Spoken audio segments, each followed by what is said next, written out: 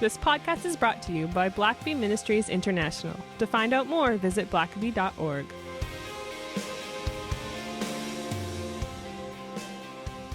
Well, welcome to the Richard Blackaby Leadership Podcast, helping take your leadership to the next level. My name is Sam, and I am your host. And we have a very exciting conversation for you today, someone that I was really looking forward to having on the podcast, and that's Karen Swallow Prior. She is a reader, writer, and professor, and we had her on the podcast to talk about her latest book, The Evangelical Imagination: How Stories, Images, and Metaphors Created a Culture in Crisis, and that came out a little bit earlier this year. Another great book of hers on reading well, Finding the Good Life Through Great Books. Fierce Convictions: The Extraordinary Life of Hannah More, Poet, Reformer, Abolitionist. And Booked: Literature in the Soul of Me. She's the co-editor of Cultural Engagement, a crash course in contemporary issues, and has contributed to numerous other books. She has a monthly column for Religious News Service. Her writing has appeared in Christianity Today, New York Times, The Atlantic, Washington Post, First Things, Vox, Think Christian, the Gospel Coalition, and various other places. She hosted the podcast Jane and Jesus. She is a contributing editor for Comet, a founding member of the Pelican Project, and senior fellow at the Trinity Forum, and a senior fellow at the L. Russ Bush Center for Faith and Culture. She and her husband live on a 100-year-old homestead in Central Virginia with dogs, chickens, and lots of books, as you can imagine. This is a great, just wide-ranging conversation, and she mentions a few books in the conversation. We'll try and link to those in the show notes. We'll obviously have a link where you can follow Karen and connect with her, but also connect with her book, The Evangelical Imagination. What I love about her latest book and just this conversation is it's a challenge to assumptions I think that the evangelical church holds. Where do those assumptions come from? Where does some of that theology come from? Is it really coming from Scripture, or is it really more from culture and the things that have influenced how we think about God, the church, and who we are as believers? I think it's a fascinating conversation, and I hope you'll get as much out of it as I did. And with that, I'll turn it over to Richard. Well, welcome everyone to this week's podcast. As you know, probably my favorite thing to do on this podcast is talk to people who know more than I do. We always learn so much, and today is a very special interview. We've got Karen Swallow Prior with us, who's a writer, author, speaker, teacher, English teacher by trade. And Karen, we are delighted to have you with us today. It's so great to be with you, Richard. And Karen, you've written a new book, and that's really what we want to talk to you about. And it's very interesting. It's just called The Evangelical Imagination: How Stories, Images, and Metaphors Created a Culture in Crisis. Now, you wrote another book that I've read a year or two ago called On Reading Well. And those who listen to this podcast know that I have a reading club with my adult children and son-in-law and cousin. They're all a very smart bunch of young adults, and we read On Reading Well, and that was just such a great book. It actually inspired us to go and read a classic novel as a result. And so I was telling Karen off air that I had to read a 1,200-page novel on the Count of Monte Cristo because of her writing. And it was worth the read. I enjoyed it. So that was good. But this book, I want to especially kind of dig into a little bit. And Karen, you say early on that you're not a historian, you're not a theologian or a philosopher, but you're an English professor, a reader, and a writer. And the last person I interviewed actually had an English degree as well. And we sort of joke about that. I have a history undergraduate degree, which is quite similar. They say a history degree and $5 can barely get you a latte at Starbucks. But I'm actually quite fascinated by English degrees because my dad had one. I tried to minor in English, but what you do is very interesting because you address ethics, you address cultural issues, and you do it through the lens of a lot of classics in literature. And tell us how you've done that, because I find it very interesting. Like I said, after reading your previous book, we all wanted to go out and read classic literature and mine that. And I think you've done a masterful job of that. How have you done that? You've leveraged an interesting background to develop a very interesting platform that you speak from today. Well, yeah, that's a good question. How do I do it? I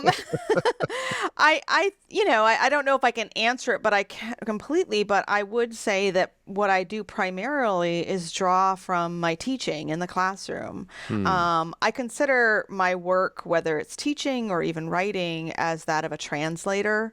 I do a lot of translation. I mean, in this book, I'm translating Charles Taylor's philosophy and connecting it to evangelicalism. In the classroom, even when I'm teaching English majors, it's still, we're reading literature from very different times and places and cultures, and so I'm always trying to contextualize things, but also make real life applications to help them to see how this work that's from a different time and place can connect to their own and illuminate our lives today and illuminate our understanding as Christians, especially.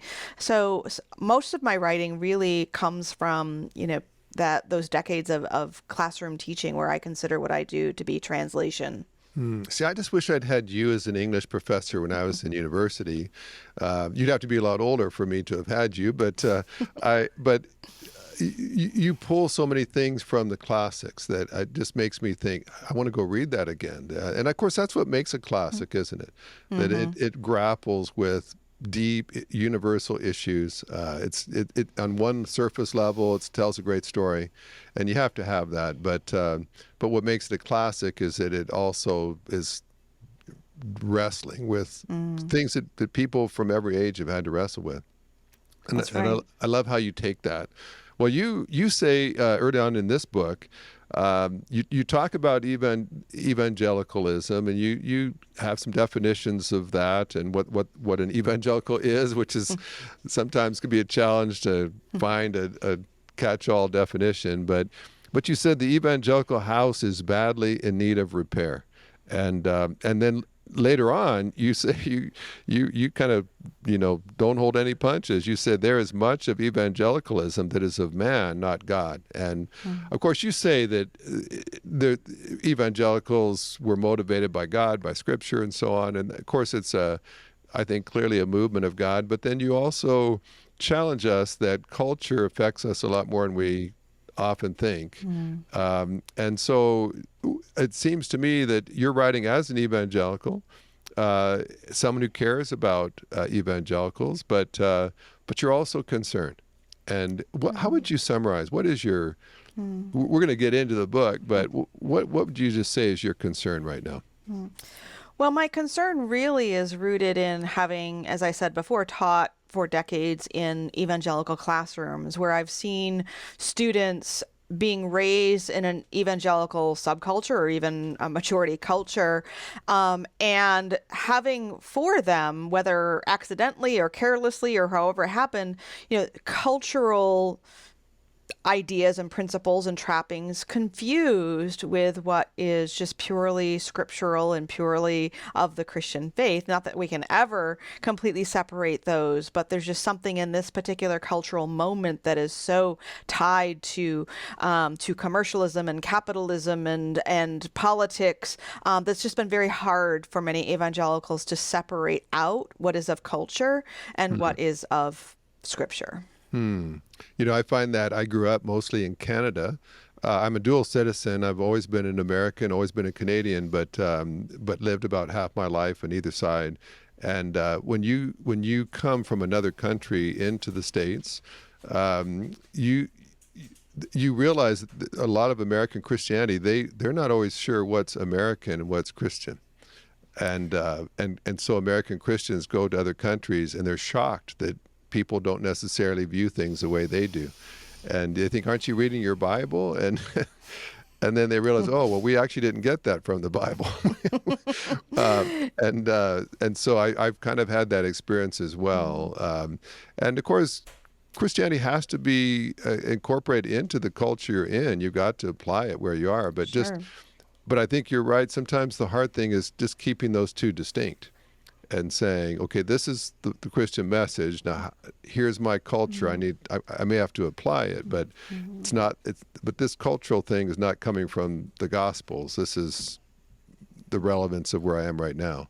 Right, right. And I think it's a little bit harder for us as a 21st century American evangelicals to do that separation, which all Christians in all times and places have to do. But it's a little bit harder for us because we do live in a, somewhat Christian country, whatever you mean by that phrase. And so because there's been that connection for so long, it just becomes harder to see the difference. So I'm sympathetic to that difficulty in separating them out. Well, and again, I found that, in Canada, evangelicals are a vast minority. They're maybe like 6% or something of the population. Right. So when I moved to the southern U.S., I moved to Texas first, the first time I came down, and then to Georgia now. It's a different world because there's more of you. And so we knew we were a distinct minority in Canada. Right. And so there's a different viewpoint when you're in the majority, or there's certainly a lot more. Well, you use the word imagination. You kind of set some terms out early on in the book, and it's in your title. But you say some interesting things, and our listeners know I've got a son, Daniel, that's has his PhD in Christianity and culture and the arts, and he loves the whole idea of imagination and creativity. But you mean something I think kind of specific. And at one point, you say the imagination shapes us in our world more than any other human power or ability. Communities, societies, movements, and yes, religions are formed and fueled by the power of imagination. And you are part of this book is urging us to use our imagination as we translate and understand our world, our culture, and even the Bible. And what do you mean by that? Because you're not saying you have to make stuff up. You're not just saying make up your own gospel, right? What do you mean by the power of using your imagination?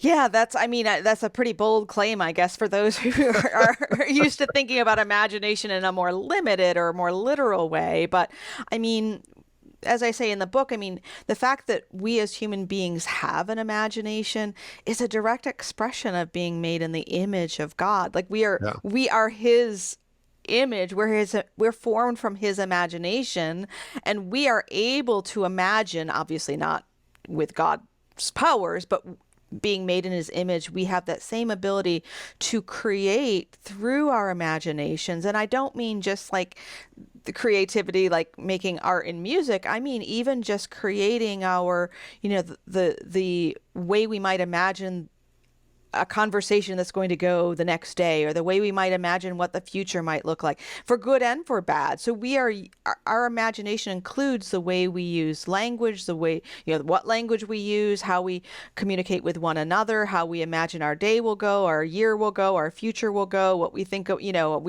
reimagine a disappointing event we had yesterday with someone. We are just using our imagination all the time. And so it's not so much as I'm trying to say, let's be creative, but just be aware of the power of our imagination in everything we say and do and think throughout our day and throughout our lives. And I think sometimes when we get stuck in ruts, it's because imagination can help free us from that, to be able to see things in a fresh way. Yes. My dad often was praised for just seeing things in Scripture that he didn't make it up; he just saw it. But they would say, "Well, why?" They would say, "I've read that passage dozens of times. I never saw that. How do you see things like that?" And he called it his sanctified imagination. He said, "I'm not trying to make things up, but if you look at it the same way every time, you're going to see the same things. Look at it in a fresh way. Look at it with other possibilities. Try to set aside what you've always seen, what you've always believed, and just be open to maybe seeing something you haven't seen before." And I kind of watched that just play out, a sanctified imagination where you're not trying to create a new gospel, but there's just a lot more there to be seen than the way we've normally looked. And And so I thought it was good. I think we're certainly at a place where we don't need to be, there's some, as you say, there's fundamental truths and principles that are always true, but there's much more there to be seen. And I think our imagination helps us to do that. And you, kind of a parallel thing though, you talk, now we have an English major here, so she can explain so much for an English teacher that can explain so much, but you talk about all language is metaphorical. And you use the word metaphor.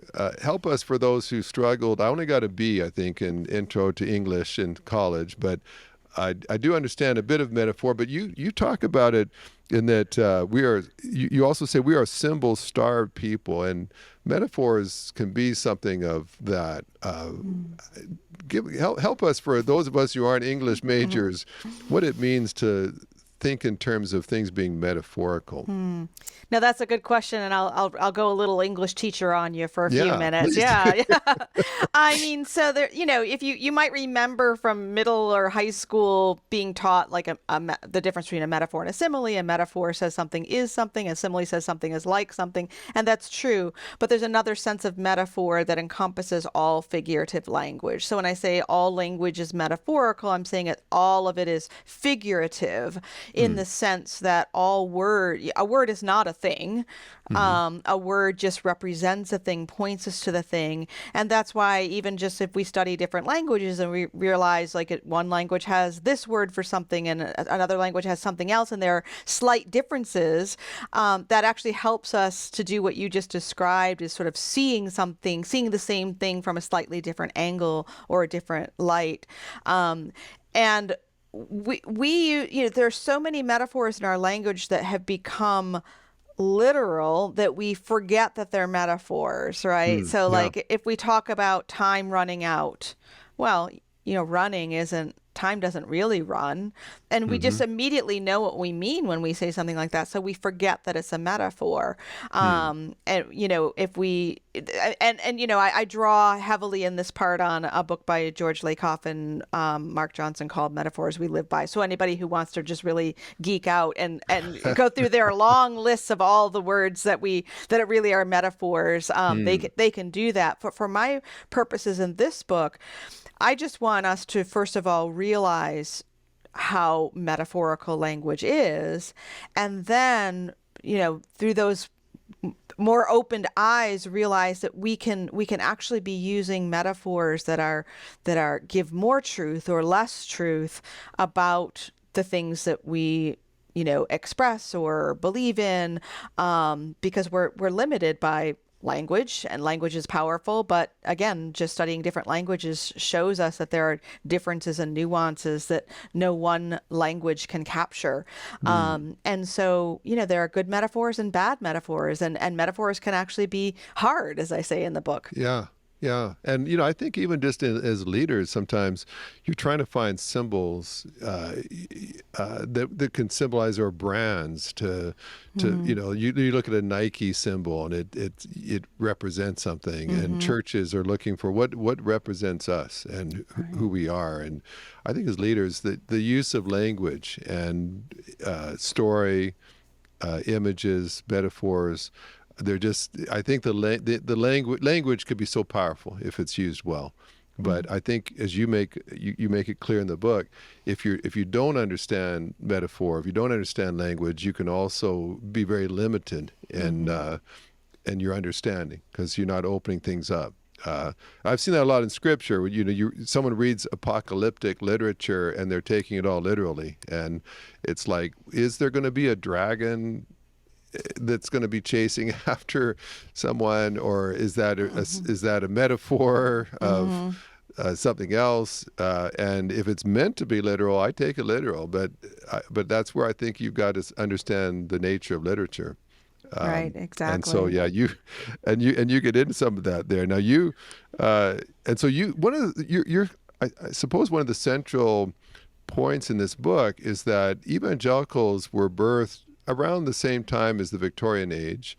And so a lot of what they're getting hold of is our values and things that were considered important to Christians in the Victorian age.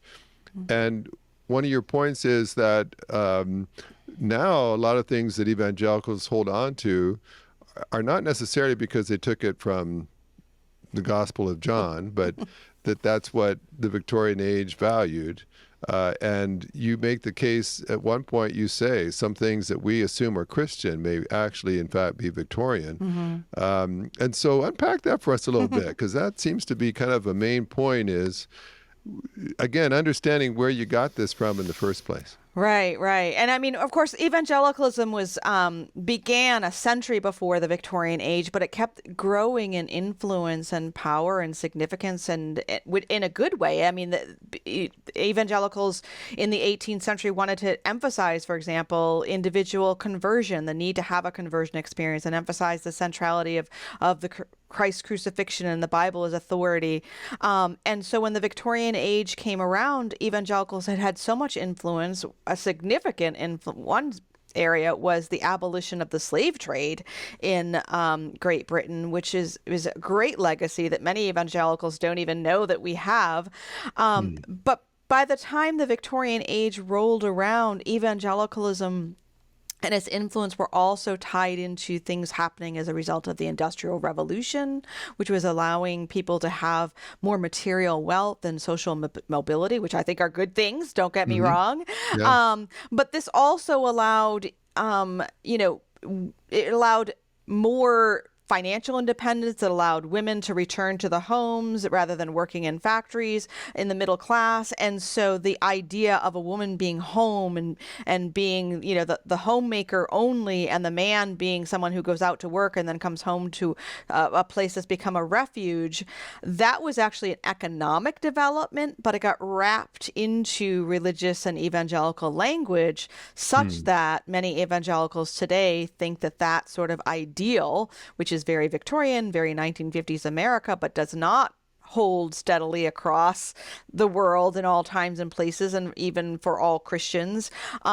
To think that something like that is Christian rather than just sort of an economic and cultural development is an example of how these things can get confused. And it was really through teaching Victorian literature to evangelical students who would often point out to me as we were, I was explaining the context and the values that brought about this literature, and they would see things and say, oh, this sounds like how I was taught and how I was raised. And so we would say, okay, well, let's look. Is this really scriptural, or is it just Victorian? Yeah. And that's a hard thing for a lot of us to do, to peel away cultural things, especially if some of that's coming from even a culture in another country that began in England or someplace. And brought over. Right. And now you cite Charles Taylor, and our book club has looked at some of his stuff before. He's a cutting edge sort of thinker in a lot of ways, and he talks about social imaginaries, and you use that term a lot, and basically that's kind of what you're talking about with evangelicals. Tell us what a social imaginary is, how it works, and why we need to at least be aware that we're operating with one, whether we know it or not. Yeah, and just as a hint, really in the title of the book, when I'm talking about the evangelical imagination, even though I talk a little about the imagination, what I'm doing is setting it up so that I can talk about the evangelical social imaginary. Yeah. That doesn't make as nice a title, or though. I understand how that works. Yeah. So I do unpack that in the book, and so I'm glad you asked it, because most people haven't read Charles Taylor, and they don't need to. They can. But I do explain it. Again, I consider myself a translator. And so what Taylor means by social imaginary, or imaginaries, because they're usually, they're plural, is he's talking about a pool of inherited stories, images, metaphors, myths, legends that are often precognitive. We've just sort of assumed them or inherited them, as I said, and we don't even know that they're there under the surface, but they sort of form our desires and our expectations of how things should go or how life should be. It's just part of being in a social community. And so evangelicals have inherited those, just like we inherit them as Americans, or we inherit them as women, or any of the categories that we might be identified with. We inherit these ideas, but we often don't know they're there, and so they are shaping us and and shaping our expectations. But we don't know that unless we sort of pull them out and examine them, these underlying assumptions. I kind of feel like that's what Jesus faced in some ways, that there was Jewish religious leaders that thought that they were just being biblical, but so much of it was cultural. And when the Son of God himself comes, the Messiah they've been waiting for shows up, they've got so many social imaginaries that are different, that don't that blind them to the reality, the truth, the very Messiah they've been waiting for. And it's not that they're getting it from the Bible even. It's all the cultural things they've kind of put in there, and their own expectations of how things work, that they miss the greatest opportunity that they could possibly have. And so it's I think for leaders too, it's a hard thing. I think you're doing some deep processing and thinking when you are thinking about how you view reality. That's you've got to. We're not really taught to do that. We're just we just assume that whatever we see, that must be the reality. And so that's in you. You give, so you get into some different specifics. You've got some very interesting chapters, and one of the chapters you talk about is the whole idea of testimony and conversion narratives, and you kind of alluded to that just moments ago. And you say Pilgrim's Progress is sort of like the classic literature example of a testimony, obviously using metaphor and so on. And that you also use Ebenezer Scrooge and the Christmas Carol, another kind of a conversion experience that's quite famous in literature. But then and of course, we know the Apostle Paul had a Damascus Road conversion experience. But then you trace that to show that what can really be a good thing can deteriorate over time and culturally pick stuff up until it's not what it started out being. Right. This is, I mean, it's part of being human to love great stories, right? Yeah. That's just how we're wired. We love dramatic stories. We love dramatic before and afters, whether it's, drama on the stage or an epic story from ancient times or a 19th century novel, or or we come home from work and we tell our family the story of what happened to us, in our day. Yeah. It's part of being human is to love stories. And so, of course, the stories of our salvation are the most important stories of all. We have so many examples of them, especially Pilgrim's Progress is an amazing example of that. It's fictional, and the stories in the Bible, like as you mentioned, of Paul. And so that's a wonderful thing, but it doesn't mean that all of our stories have to be that way. And so that, because we're often faced with these very dramatic examples, the sort of assumption that can get built into our social imaginary is that salvation testimony has to be dramatic in order for it to be valuable and important. When the truth is, and again, once I say this, it's so obvious no one would disagree with it. The truth is that every salvation story is a miracle. Yeah. They're all in the same category. But if we don't articulate that, then the person who doesn't have a dramatic testimony can feel as though they are missing, or the person like me, as I share in the book, who doesn't remember my moment of salvation can constantly question it because it doesn't fit the pattern or the mold. So we need to look at what the pattern and the mold is and realize why it's important and true and good, but also recognize that human experience isn't limited to that, and nor is the scriptural account of our salvation limited to these stories. Well, and then we love celebrity conversion stories. Yeah. And we love to promote those, even though those might not be as strong and maybe even as true as just some ordinary stories. We live in a kind of a celebrity culture that wants to find those celebrity stories. And I've also seen that even when it comes to marriage. A marriage that fell apart and was in horrific condition and somehow salvaged is a story we love to carry around the country to tell. But the the couple that worked it out and stayed together for 40 years says, well, we don't have anything to talk about with marriage. We haven't had any problems. And I would say, well, maybe you're the exact person that needs to be telling the story. Exactly. And so, yeah, that's interesting. And, you have another one that really, now my son Daniel does movie reviews for our ministry. Only one of my sons would figure out how to get paid to go to movies, but he does a great job analyzing film, and he was just like all worked up reading your chapter on sentimentality, and you ask a question: what is it about so much contemporary Christian art that makes it so bad so often? And you have it's great just how you unpack the sentimentality in Christianity. And so give us an example of that, because you're not saying nothing should ever touch your emotions. Right. The sentimentality is something else, isn't it? Right. Yes. I mean, and there are lots of reasons why Christian art today can be bad. So, but this is the one that I picked because, again, it's not even limited to evangelicals. I think we live in a culture that loves sentimentality. I mean, Lifetime television and Hallmark movies and, and commercials do the same thing. Yeah. The example that I use, or one of the examples I use in the book, is the art of Thomas Kinkade. And if that name doesn't ring a bell, I mean, most people have probably seen him. Yeah. He's called the painter of light, and he doesn't just have artwork, but you can get greeting cards and different knickknacks and things that have these pictures of cozy scenes of cottages and bushes and flowers and a little glowing light somewhere. And these are soothing and comforting and nostalgic, and that's an example of sentimentality.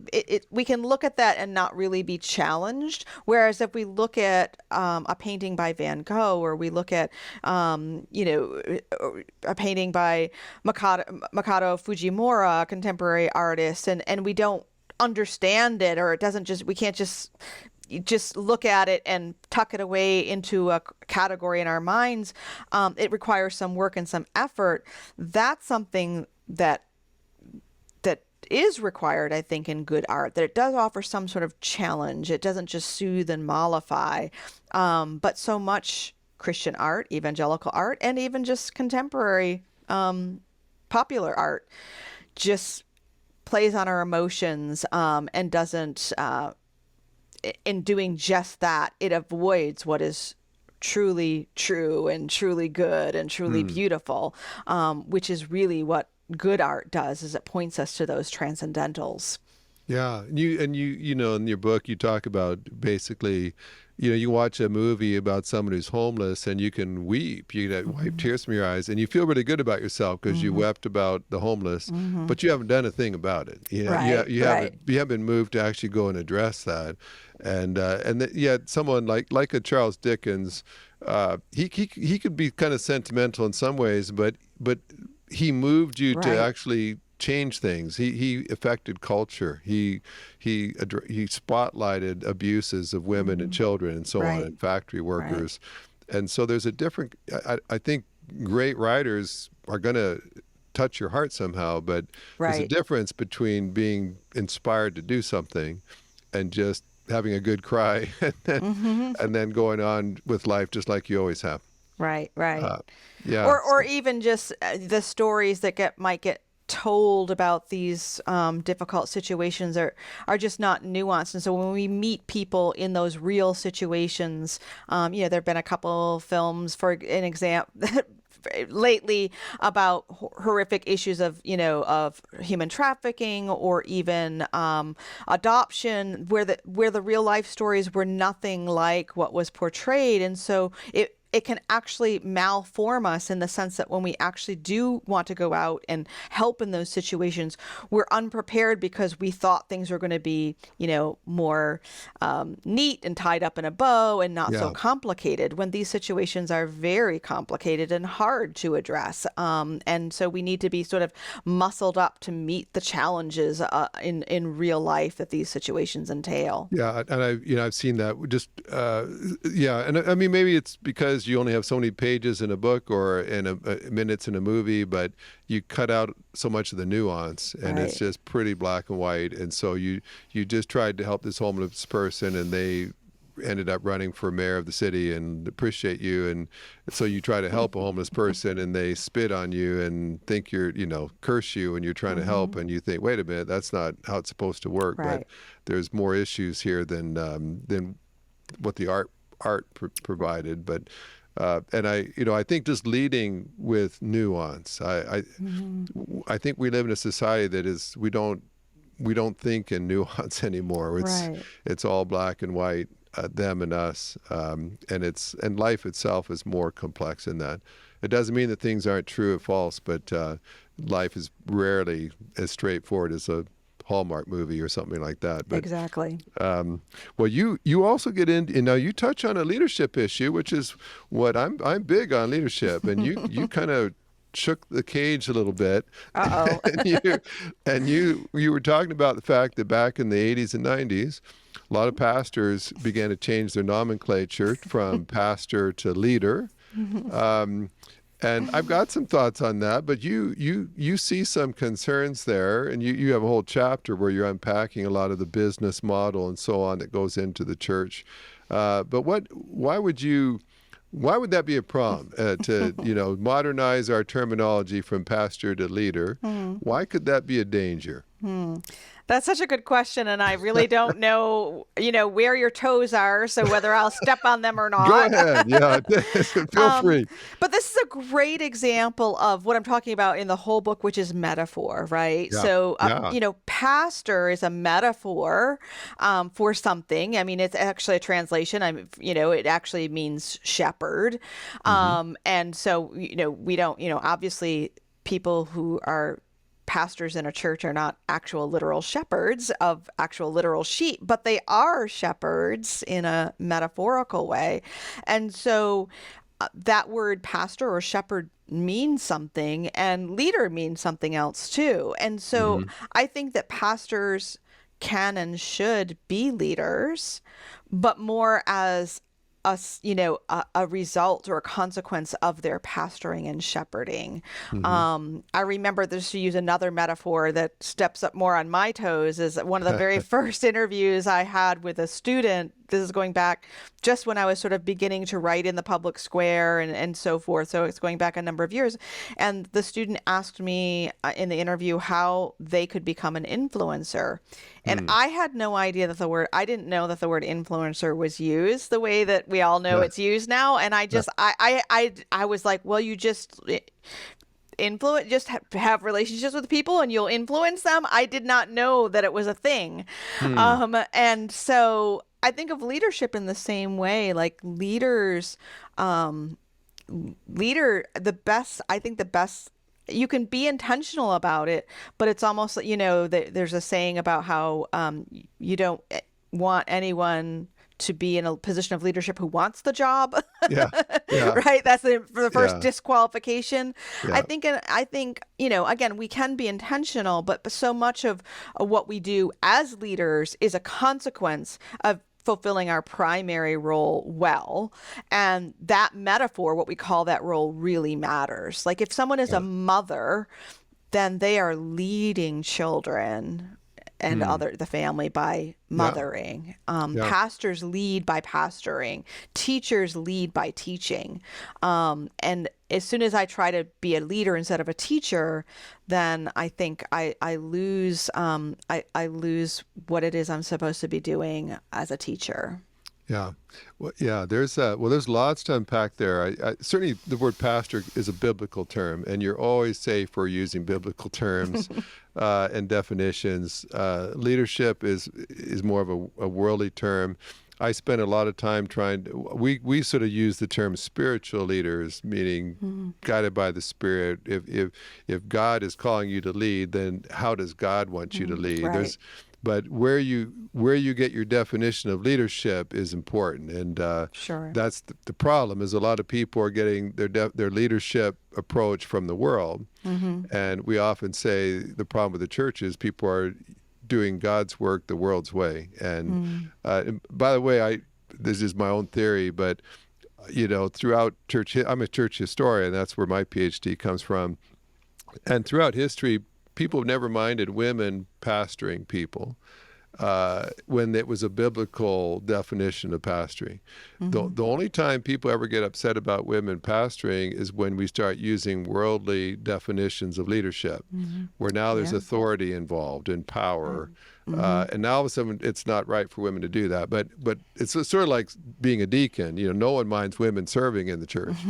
But the moment that a deacon becomes a person who's a board member, an elder, then all of a sudden we have a problem. And so that's why I think you just watch throughout history as our definitions change, all of a sudden you can shepherd all you want. But if being a pastor means you have a lot of authority and power, well, now you can't do that. But so you want to go back to the definition and say, well, what does it mean to be a pastor? And to shepherd someone, or to be a deacon and to serve someone. But and words obviously matter. And so our ministry spends most of our time trying to address incorrect views of leadership and to try to draw them back to be more biblical. And it's hard to get past that picture of a shepherd. If you can keep that picture in mind, you're probably much better off than reading a lot of the secular books out there from current CEOs and so on. Well, we've got a few more questions for you, but I'm going to just throw in now this is I think we've built enough trust here, Karen, that I can ask you a question that is deeply on my heart. And you're an English teacher, and so I respect your view of the English language.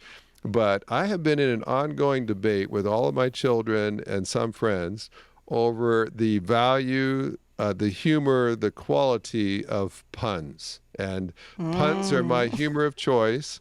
But I've got a daughter that was an award-winning English major in college who says puns are the lowest form of humor. And I post puns on my social media, but I've had sons actually message me and say, "Dad, did you forget to take your medication today?" And so I've always felt that puns were using the English language creatively in a way to be funny. But so as an English teacher, tell me, how should I view puns? Wow. I'm stepping right into the middle of a family drama here. That is, all right. I have an answer. Okay. Good. Some puns are clever and witty, and some are not.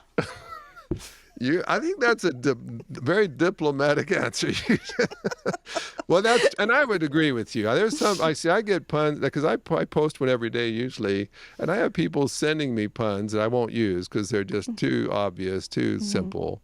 But there are some that are very witty use of language, and I kind of like that. It's better than a knock joke. It's it's wordplay. I think wordplay is fun. Yeah. Okay, good. So I'm going to say you're on my side.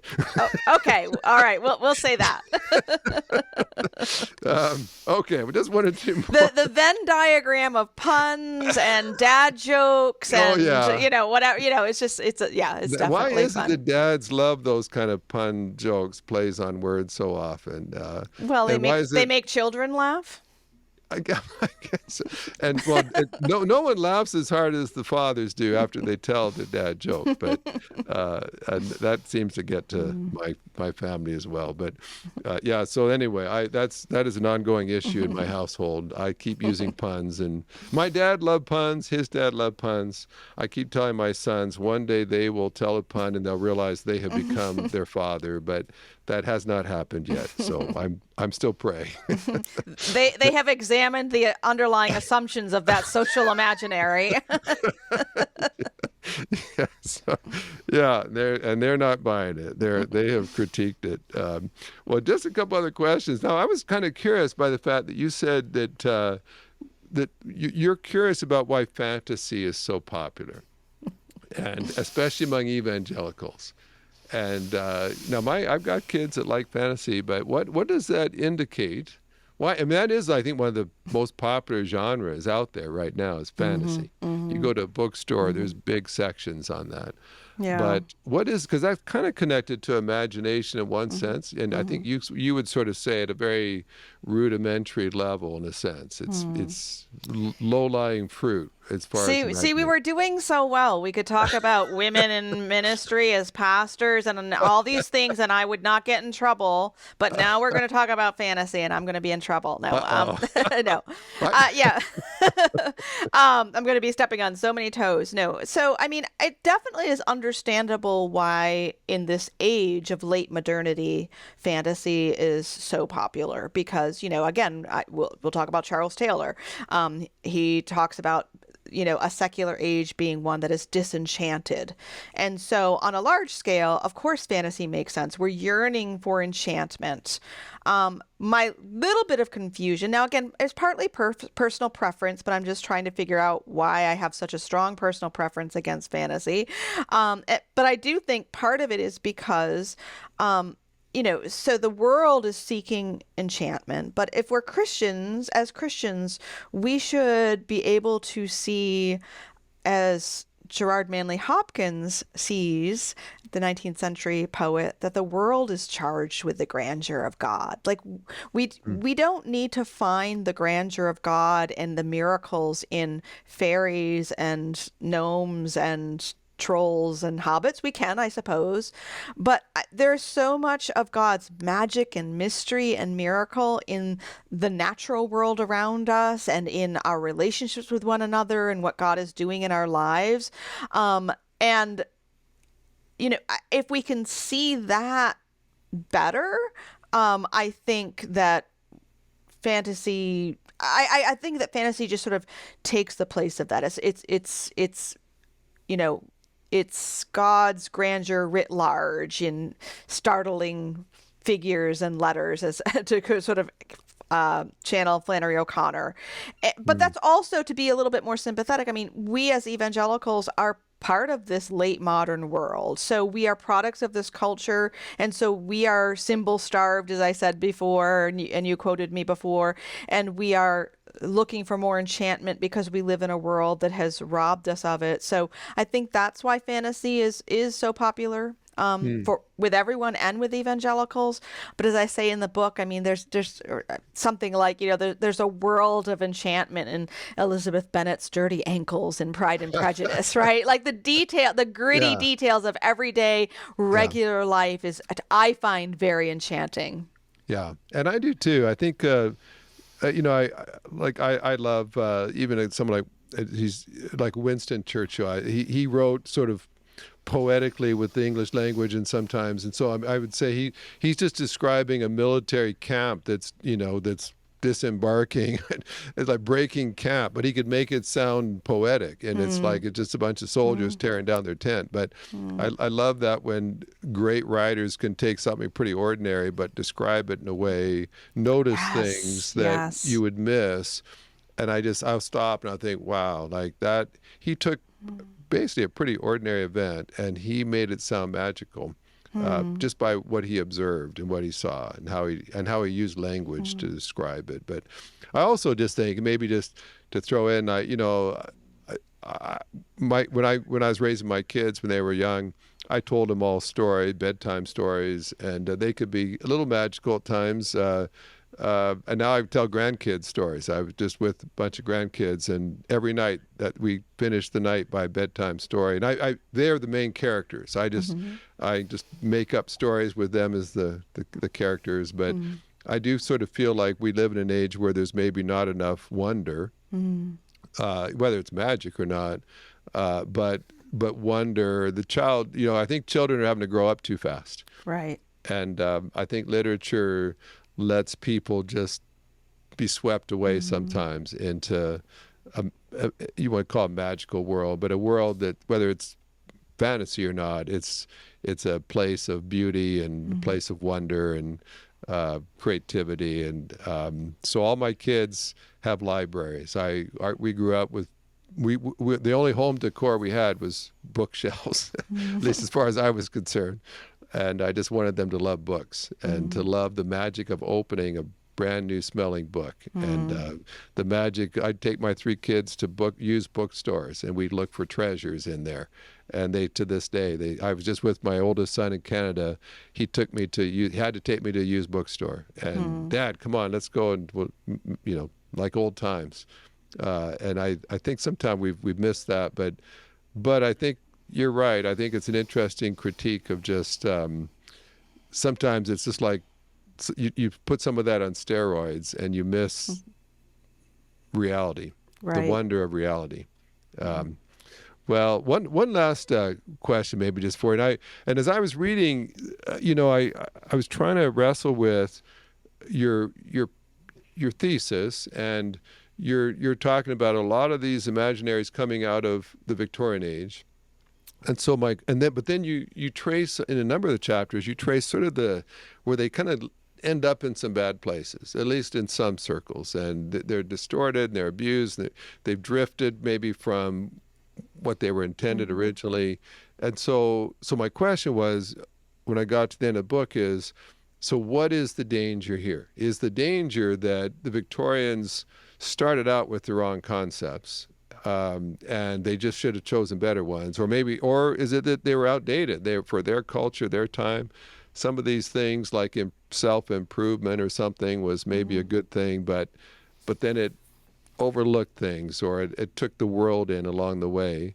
Or is really the danger, so is it just that it's an outdated, it's good for Victorians, but it's not good for our generation? We need to think it through and come up with our own. Or is it that every imaginary, every metaphor is always in danger of being distorted? Is it that that it's not that so much that it's a Victorian metaphor, is that it's been distorted from the Victorians and it's been hijacked? And so I guess that was kind of my question I wrestled with at the end, was what exactly is the danger? And if the danger is even you may have a great imaginary right now, but that doesn't mean it'll be great next year if you start to dilute it with, and you say at one point, anything that's built on an ism, whether it's modernism, whatever it could be, and you've got sort of some poison in with the mix. And so how would you answer that? Yeah, no, that's a really good question. It actually connects with my earlier book that you mentioned on Reading Well, where I talk not just about literature, but the virtues. And something that is a virtue is actually a quality that becomes a vice when it is excessive or deficient. And so I think we can take anything good, any biblical principle, idea, and it can become distorted. And when it does, it becomes bad. So, throughout the Bible, everything in the Bible and in the person of Christ and who he is, demonstrates this, because he doesn't abolish the law, he fulfills it. It's not just justice, but it's also mercy. All of these things are brought into balance. And so when we can take something good, and when it becomes distorted, it is no longer good, or it's absent something else that is good that needs to be in balance with it. And in this book, the other particular nuance I'm making is that kind of thing can happen easily when we don't examine, the things that are underneath the surface, the assumptions or the expectations that we've inherited from the Victorians or from the evangelicals or further back, because we inherit so much that we don't examine. And so that can make it more easily become distorted. Yeah, and so how do you do? Part of me, the takeaway is, so whatever you think is of value, whatever your purpose, your God calling is, how do you guard that? So that, and if you're a church, you might have a sense of calling why your church even got started, why it's in this neighborhood, and what kind of church you're going to be like. And and then 20 years later, no one in the church even lives in that neighborhood. It's like, well, I thought the whole point of this church was to reach this neighborhood. Where did we go wrong? We started off seeing things one way, and now it's all about our comfort and what we like and what we don't like. And you can just see with Christians, like non-Christians, you can kind of get something that was good can be hijacked. No, I mean, this is called being human, right? And it's also Yeah. part of what it means to be in a human culture. And so the constant challenge, no matter who we are or where we live or what our role is or what we're trying to do, is to hold on to the unchanging, eternal, absolute principles that are always there, but to situate those within all of the things that are moving around us, whether it's our church context or our families or our jobs, things around us in this human time-ridden world will always be changing.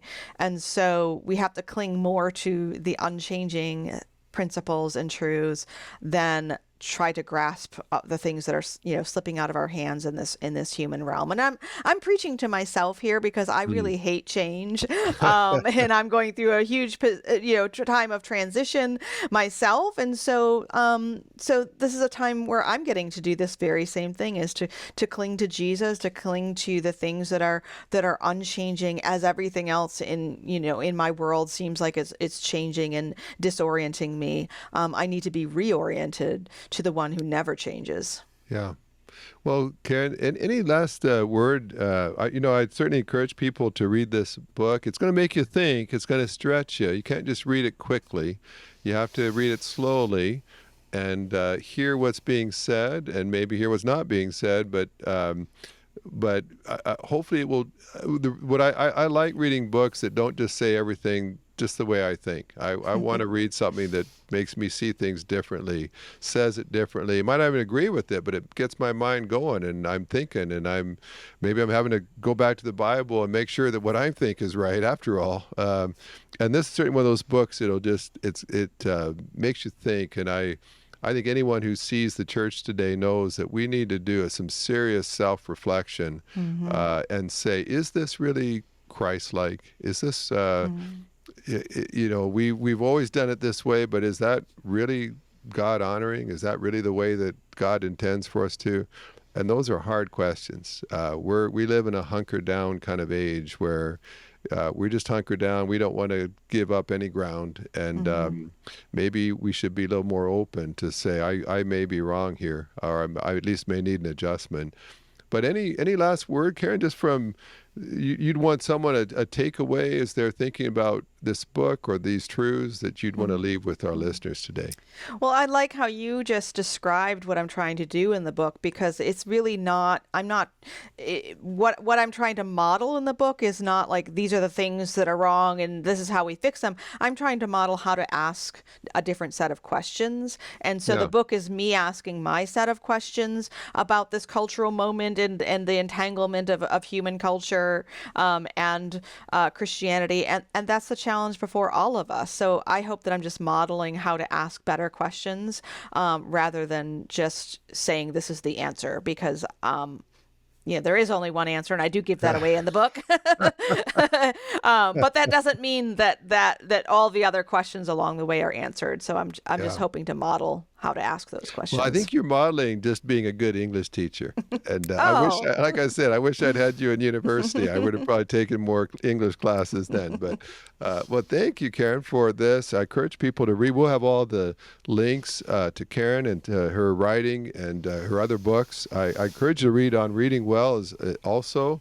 It's going to make you want to go out and buy classics and sit down and read them every night after you read that. But I love people that think and get me thinking. And so thank you, Karen, for that. You've certainly done that. And we'll have to reach back out to you and tell you how our book club goes. I usually have to bring in Thai food or something at lunch, and everybody comes with their notes and their highlights, and we unpack a book. And even though I've already read this book now, I told the book club I really would love to hear their thoughts as they grapple with these pages as well. So I'm looking forward to hearing what all my kids and cousin think about this as well. But thank you, and hopefully our paths will cross again, and hopefully there'll be more books in the future that we can read. Thank you. I hope so too. Thanks for listening to the podcast. If this is something you enjoyed, it really makes a difference if you leave a review and a 5-star rating on Apple Podcasts or wherever you listen. Don't forget to subscribe and share with your friends. We always love hearing from our listeners, so email us at podcast@blackaby.org.